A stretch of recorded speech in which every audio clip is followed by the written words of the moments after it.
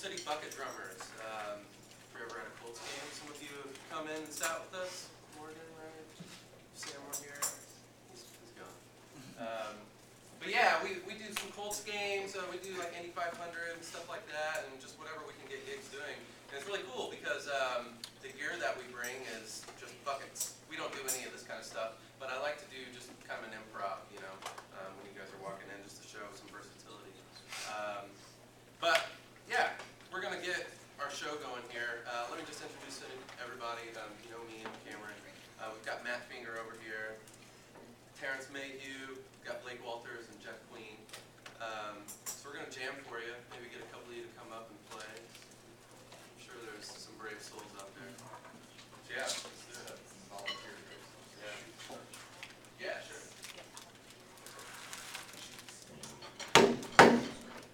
So some of these pieces that we're playing are mostly improvised, but we do have a few pieces that we've written out just to have some structure for what we're doing. And this piece that we're going to play, we just called Shoops. I guess it got that name just from the sound that we're kind of making with the front buckets, which is a lot easier to hear when we play on concrete. So you have to do this jam and kind of down, so you hear it sort of shoot, basically. So that's kind of how it got its name.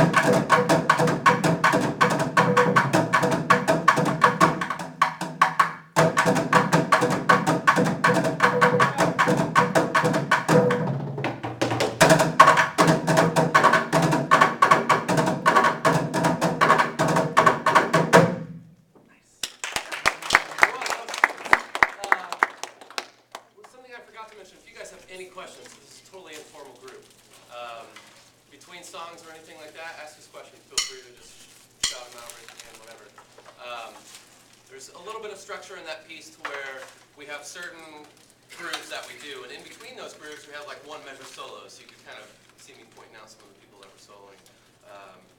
Yeah, it's a fun little piece. That's one of my favorites. So let's do a little gallop thing. Yeah, let's do that. Another little piece that we do, we kind of, for the Colts games, is a lot of sort of jammy sort of stuff. So this one is one, we just sort of call it gallop. And we end up doing some meter type accelerando or decelerando. So we speed up and slow down with meter. So this general groove is just this, kind of a gallop kind of thing. And then we'll just basically every 4 or 8 bars or so throw in 4 bars of quarter notes, and we'll crescendo them, and then 8th notes, and then triplets and 16ths, and we'll gradually just get that little filled in part a little bit faster. So we're just going to do it as though we do it in the gig. So usually start at about here, and we'll make it out here. 1, 2, 3.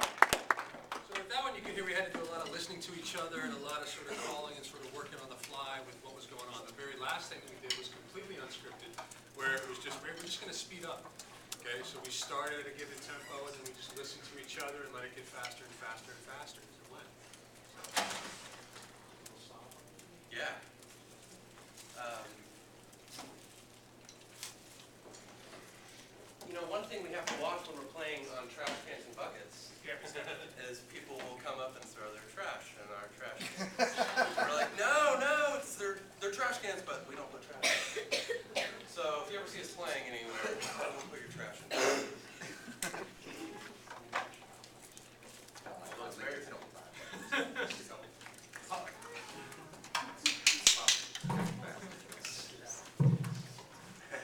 So this is some of my students are familiar with samba, right? We talked about some of those grooves for some of you guys.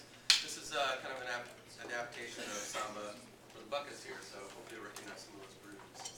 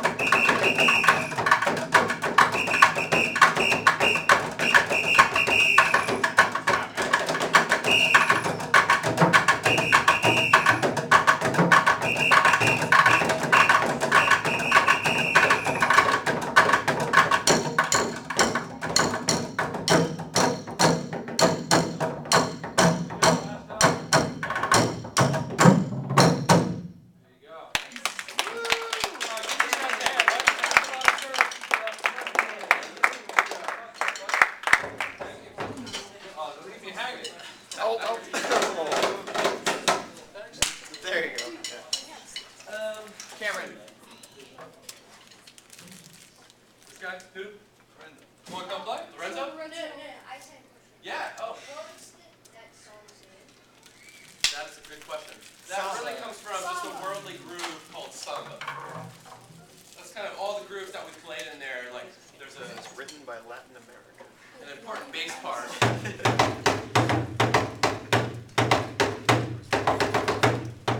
That kind of thing. And that's like the overall foundation. So that comes from the samba, and then the buckets, their main part, or two of them.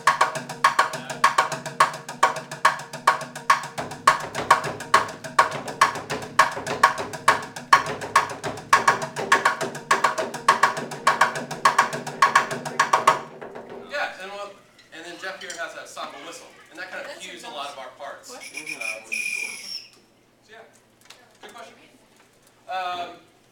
could do downfall, and then maybe your thing, and whatever.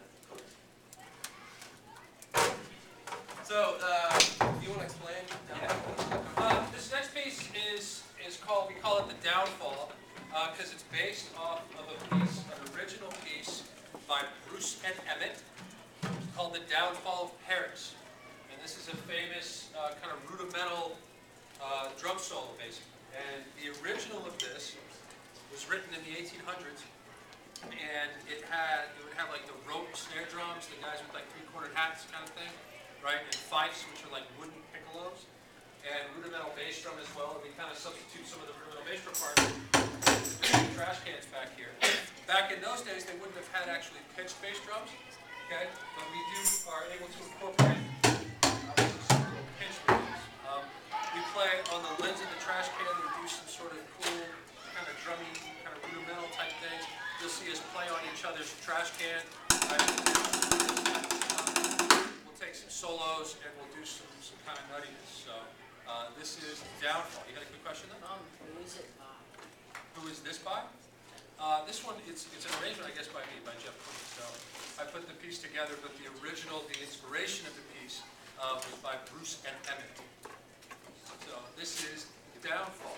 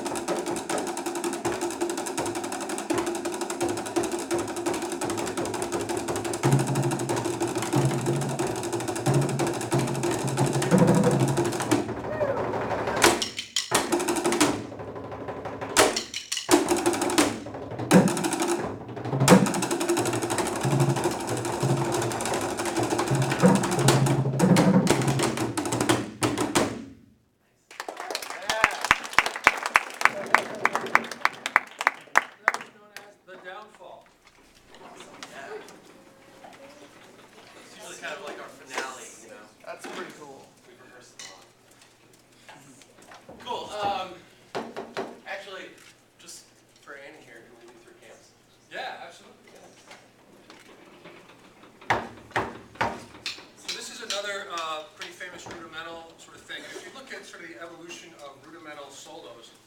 What we just played, the beginning of that, this thing, that's kind of some of the original stuff from the downfall of Paris. Was sort of the second stage in a real evolution of rudimental solos. What we're about to play is something called the three camps. And this one is all based on kind of rolls. So that sort of idea. So it's a triplet feel, 1, 2, 3, 1, 2, 3.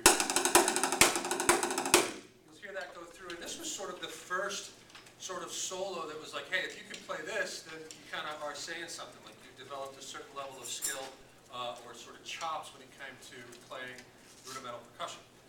You'll hear some slight variations to it. So it starts out with this.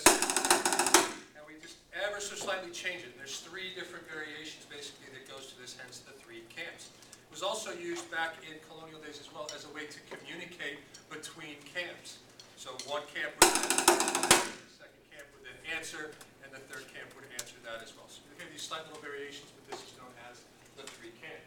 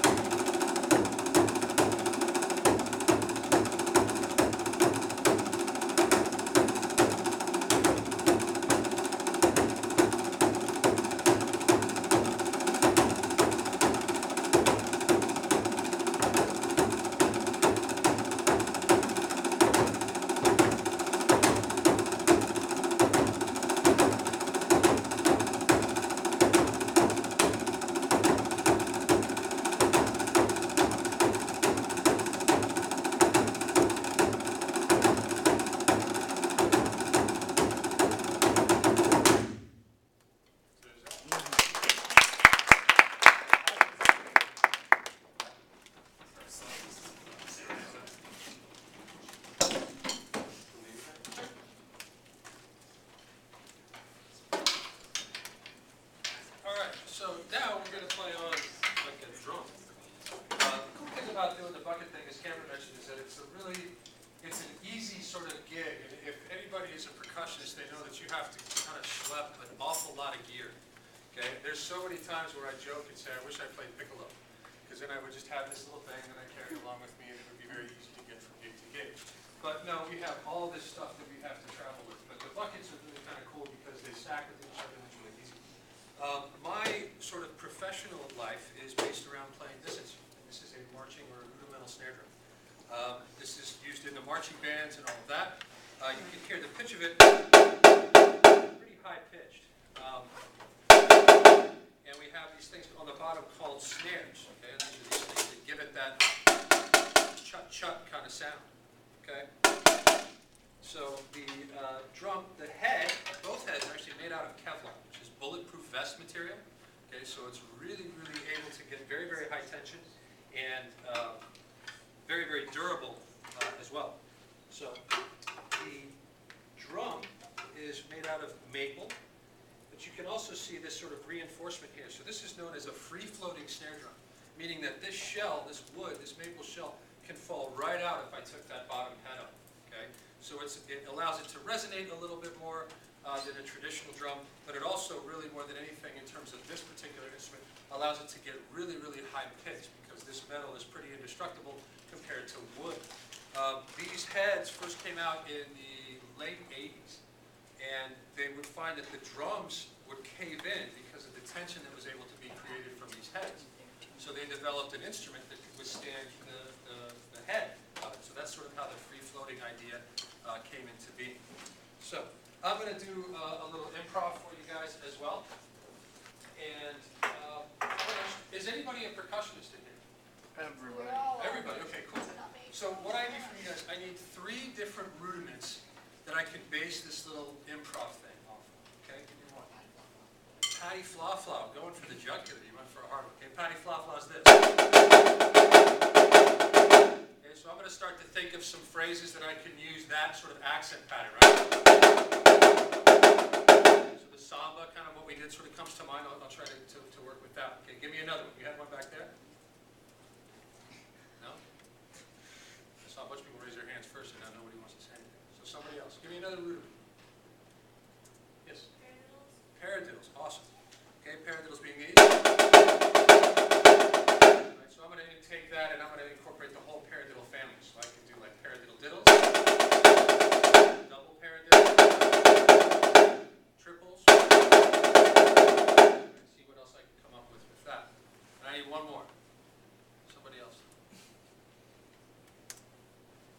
Name a rudiment. Anyone? All right, you're up. What's that? Lesson 25. Okay, which time it is. Okay, so I have those three choices. Now I kind of have a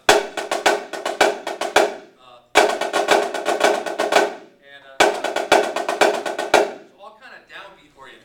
Okay, so all kind of in that sort of group. So I'll try to mess with that and see if I can come up with some things that are cool. But I'll definitely use all three of those things in this little improvisation. Let's see what we got.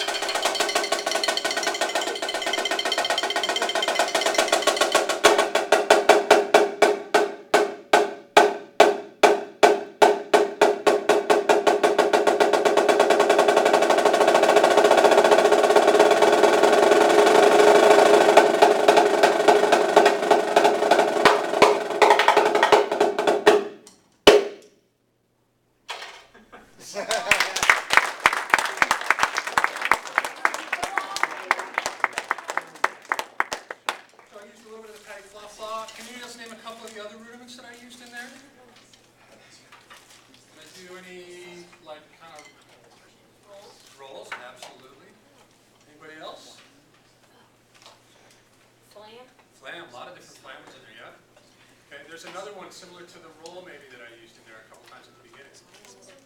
Double stroke rolls, yes. What else?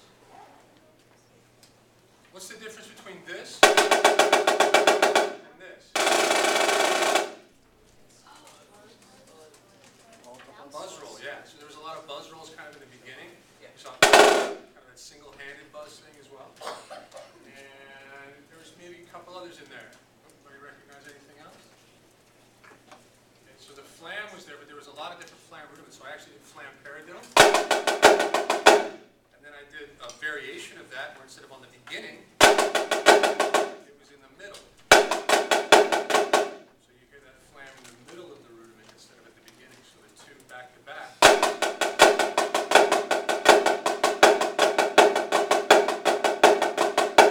add a little variation to that. Okay?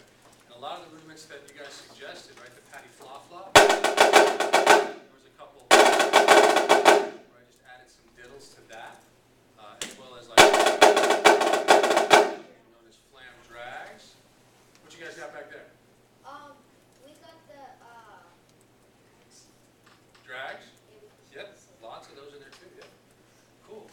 Right, so you can take some relatively simple vocabulary, stuff that you guys all know, kind of cram it all together, and you can come up with your own solos. So it'll be something to definitely try to improvise on your own with whatever skills and whatever rudiments you guys know at this point, and just sort of make a list of them and say, all right, I'm going to play a solo based on that. And you can come up with your own cool little stuff, video record it, you never know, you might actually like what you came up with. It's kind of a fun thing to do with friends, and especially now you can sort of share videos. Hey, look what I came up with the paradiddle. Look what I came up with the patty fla-fla. Right, and have a lot of fun with it. So, that's that. Awesome.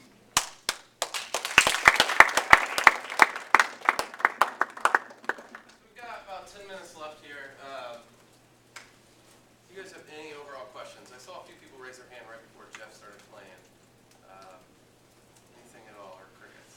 Or what's up? Where do you guys get these instruments? Like the buckets and the other things? The buckets and everything. I guess we just order those. Yeah, there's a website that I found that has them for as cheap as I could find them, so I went to that website. And we've done a little bit of reinforcement to them as well, because some of them would start to crack, especially when we're playing Colts games and it's cold out. That weather change can make them a little brittle and start to crack. So we put just a little bit of like black tape, gap tape or Gorilla tape on here, and on the inside as well. I think it deadens the sound just a little bit, but we don't have to buy buckets all the time, which is nice. Because I mean, some of these bigger gallons, is that like 45 gallon or something like that? I mean, those are expensive. So, Just try to take care of the gear. right, absolutely. Even though they're trash cans, we still. If you want to start your own band, just go to your local hardware store. Yeah. Absolutely. That is kind of the beauty of percussion, that it's really, anything can be percussion. I mean, we could all sit here with nothing of our own, but sit. You can make all sorts of different sounds just by hitting something. That's the nature of percussion. That's one of the cool things about it, for sure. An experiment. I remember taking one of those drums with me to a Walmart, and I was just walking up and down the aisle, seeing what else I could hit the drum with that made a difference. We were looking for a different kind of sound. Just be creative. So take your drum home to your kitchen and start hitting stuff. Annoy your parents, grab all the utensils, all this stuff. Tell them all it was Mr. Murray's idea. Well, let's not jump to conclusions. So it's a good question. What else? Anything? How many of you guys want to go on into high school and study and play music as well? Awesome. How many of you think that you'd like to go on into college and study music? I would say this, in terms of the music thing, right? Whatever you do in grade school and high school and then college, is that it's something that stays with you for the rest of your life.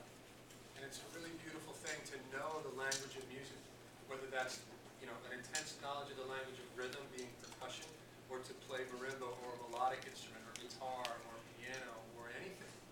But the love of music and the understanding of it is something that can stay with you for the rest of your life. And it's something that could be a great outlet for you as you move on through your life. Not to mention, as you get into college, playing music can help with paying for college. Okay? Whether you do the marching band in high school or anything like that, you'd be surprised by playing in some ensembles in certain colleges, you can get money to help you pay for school. So even at a middle school age, certainly you can start to look ahead to that and be like, hey, this could pay off for me in a lot of ways that you may not realize at this point. So it's a really important thing to look at as you start to get, obviously a few years down the road, but working on the college skills and getting into schools that you ask if there's any scholarships or anything like that for being in the marching band or being in the one of the performing ensembles. You'd be surprised at what you can find. And just a point on that, I mean, the more diverse you are in the instruments that you can play, the more doors that are going to be open, the more jobs that you can get. So all of you out there that groan when I say we're playing mallets today, I mean, Matt Finger, was playing, I could not as well as you say it, but, what were you doing with Blast? Oh, so, I got a gig. I got one of the few gigs of playing marimba. But mallets are definitely important. Yeah. I know that sometimes you groan, but I can't understate it enough how important it is to pay attention to this guy as well. Yeah.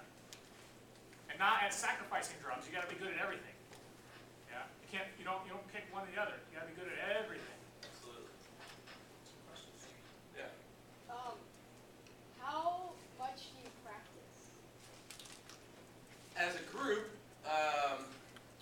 there was quite a few rehearsals where we were getting together once or twice a week to really nail those songs that we played for you. And we did that for maybe like 2 or 3 weeks, and then we made a video as well, which we're still working on, still in the process. But sometimes that can be really good see ourselves play as well. So as a group, there was definitely a few weeks where we were practicing hardcore. Individually, all the time. Something my professor, John Craviel, some of you guys know, was really kind of got me was he was saying, the only difference between him and I, or Jeff and you guys, or anybody that you look up to, the only difference between them and you is time. Just the time that they put into it. The more time that you put into it, the better you're going to be, and the more doors that are going to be open, and the more people you'll be able to play with. So that's really important. So individually, all the time. I know Jeff has talked about with a lot of his students, and just in his book that he has, how much he practiced. If any of you guys want to go on that, endless. It never stops. You never stop practicing. You never stop practicing. More questions. I saw this guy first. Yeah, about the solo act you did, I think there was a little bit of showing off. Slightly. Yeah. Yeah, the only thing where it could have been a little more being a show off was if he had a blindfold on. I'll look into that. There you go. Yeah, and that's, as a performer, you have to sometimes step out of your comfort zone, like playing with your tongue or doing whatever, and guess what? He practiced that. I couldn't go up there and do it because I haven't practiced that. I've never tried. I know, but it was still a little bit of showing off. Of course. And awesome. Yeah. Emphasis on awesome. And in some parts weird. And awesome. Lorenzo. Last question. Are you guys actually, really actually the fastest drummers in the world? Literally. Be careful, he said literally. Right. I'm literally definitely not, and not even close. There are contests like that. I know Jeff is definitely up there. Mike Mangini, one of my favorite drummers, who some of you guys have talked about, he has done contests like that where he's really fast single strokes. I'm definitely not anywhere close, and I can't speak for everybody here, but I would say out of any of us, Jeff has got most of the chops. But again, he's put more time into it. From all of you guys, who do you think is better, faster? We all have our own strengths, I think. Yeah. I would say that that's kind of my instrument. Cameron's a big drum set player, likes to get all around guy. World percussion is something that Terrence does a lot of. Matt, we all do a little bit of everything. So it's really, Yeah. I don't think we look at it like that at all. Yeah, there's different areas for sure. What's all of your favorite instruments? As most of you know, drum set as well as hand drums. Go down the line here. Mine's actually becoming like frame drums and things other than snare drum that I've played most of my life. So just something that's a little bit more interesting. It's a little bit more fun and intriguing to me because I haven't done it that much. I like playing marimba and timpani. Jazz vibes. There you go. Drum set and marching drums. Yep. How long are your rehearsals, as a group? Not that long, maybe an hour, 2 hours. We do a lot of rehearsing, the gigs that we do right now with the Colts games, it allows us to kind of figure a lot of things out. So we do, like Cameron said earlier, we rehearse to put the stuff together, and then we just kind of work with the chemistry of the group. And somebody will just sort of start something, and we kind of work from there. We work a lot on listening to each other, and a lot on the skills of the ensemble.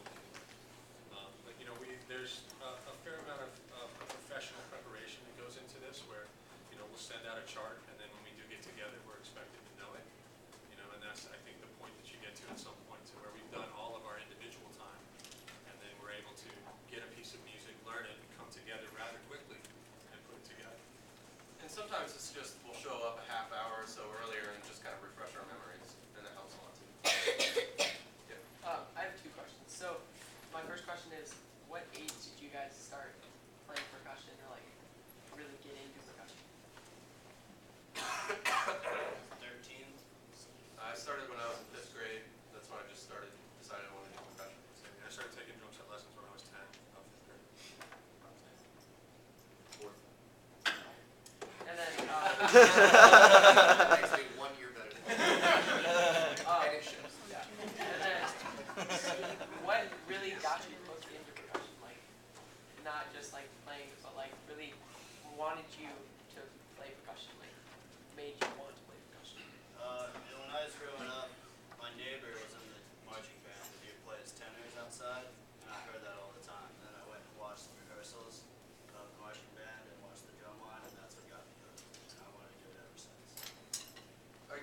it's versatility for the gigs that, I'm playing on buckets and I get paid for it.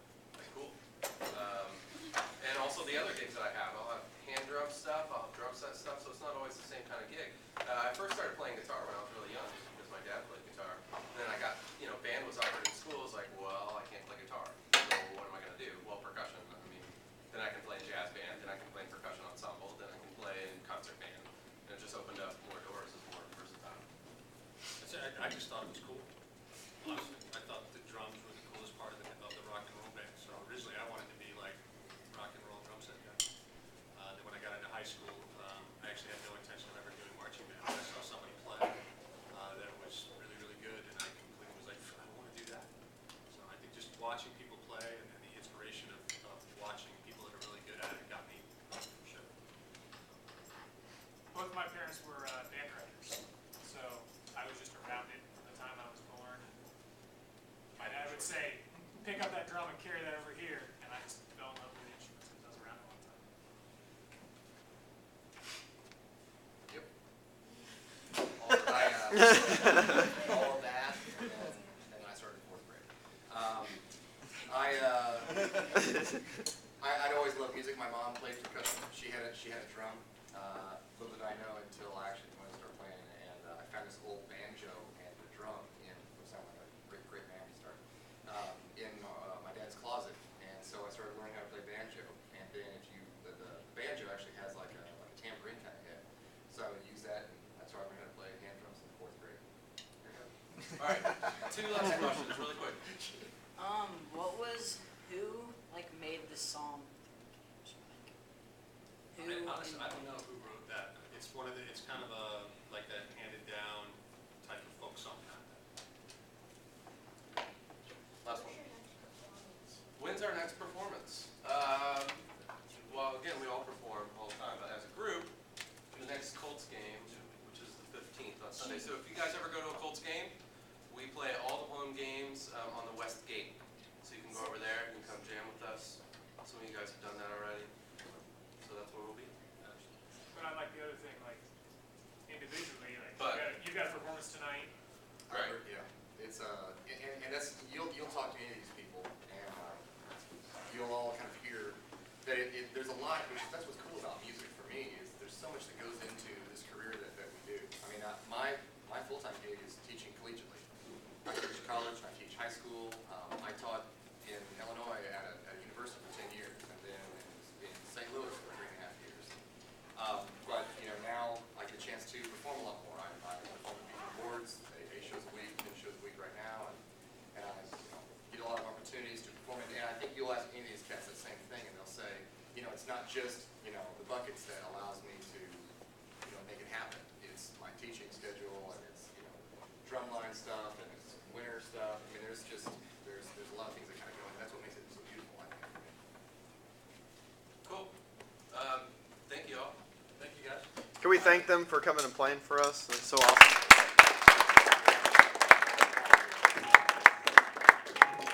Make sure